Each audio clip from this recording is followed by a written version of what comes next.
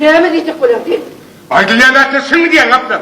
Ben ağam böyle o işte yataktan çıkacak bu anda var ya öyle tükenekli iyi vurup duruyor. Lan! Hala ödünü tükenekli diyme deyin, dige bir kuyuşta korkun nur yandım. Yeni sarsaklı bir adam, üstüne şöyle çok Allah sineme!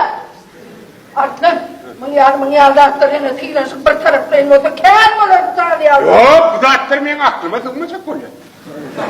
Ağam ben o hiç söylemek ben de hiç... Ayolun emin değil. Gelleceksin yavrum sen yemeyecek böyle hanım. Hey nim! Ana sana, sol gidin efendim gözü, bağımı ya sokur kör mü? Gözü bağır ağam gözü var. Eğer gözü bağ orta, hem o gat var et çekilen tükenekli teyimini, görmedim ki. Öyle gündüzüm unuttan. Görmeli yani görmeli. Yo, ne bizim canım ağırdı o. Ağzını şeydi.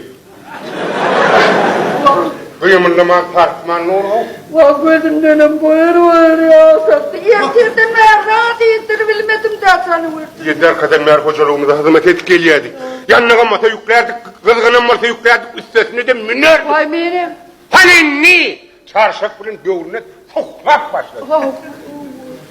Yok, ben senin beyle daha da karışamam. Yok.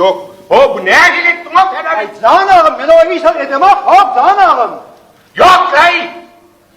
Sen azıcık aklını ayıramasa korkma biter ya. Vur kalk bir. Ya!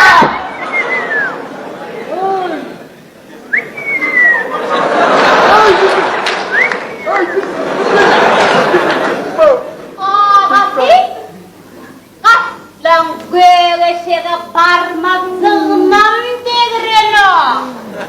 Siz nereden kapırlanıyorsunuz?